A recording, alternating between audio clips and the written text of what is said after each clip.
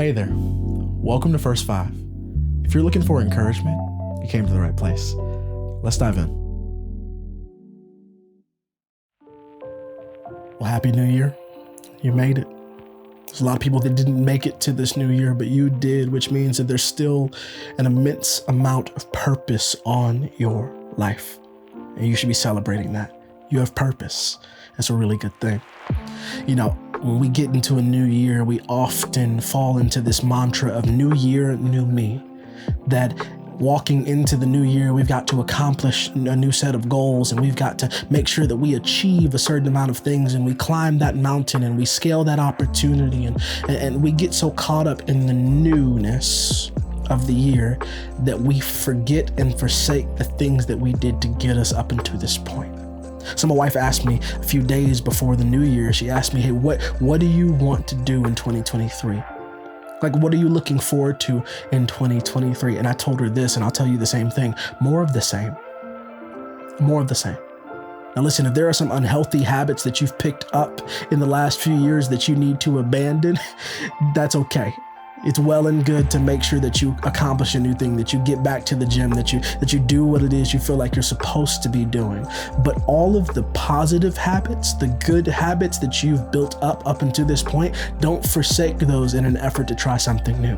Consistency is key moving into the new year. You know what I want more than anything else? More of the same. More of the same resilience, more of the same persistence, more of the same joy, more of the same love, more of the same peace that I received in the years prior. If anything, I want an abundance of those things. I want more of the same. I want consistency in my life. And I believe that God rewards consistency.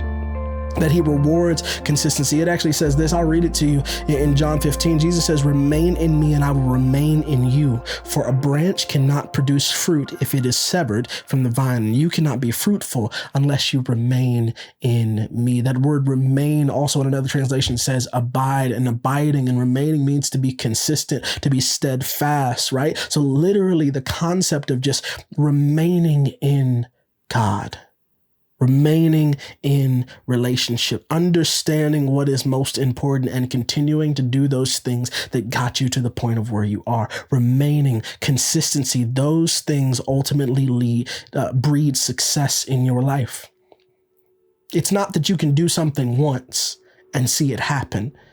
It's not that you can accomplish something once, it's that you can do it consistently. When you think about a basketball game, for example, basketball players, man, you got 82 plus games in the season. It's not that you can play one game well and win. It's that you can be consistent across 82 plus games. Because ultimately, that's how you get to the championship. Consistency is the thing that helps you win. And in this life that we live, as we walk into this new year, as we're stepping into a new season, let's not forsake the things that got us here in an effort to try to keep up with all the new things that are present. Let's be consistent in the way in which we treat other people. Let's be consistent in the conversations that we have that are uplifting and positive. Let's be consistent in our relationship with God. And if we're not, let's grow in consistency there. There are some areas of growth for us for sure. There are new habits that we need to develop that are probably more positive than the habits we had in the past. But don't forsake the things that got you here. Be consistent. Be consistent. Why? Because Galatians 6 says, so let's not get tired of doing what is good. Don't get tired of being consistent. Don't get tired of doing the good things that got you to where you are right now. At just the right time, we will reap a harvest of blessing if we don't give up. Don't abandon the things that got you here. Don't give up. Keep pursuing those things. Keep being consistent, because I truly believe that consistency in your life, taking the things that got you up until this point, if you continue to be consistent in your life, you'll win. You'll win. I'm not saying you'll be better than anybody else. I'm not saying you're going to be rich and famous. I'm saying you're going to win in your life. This year, I want more consistency.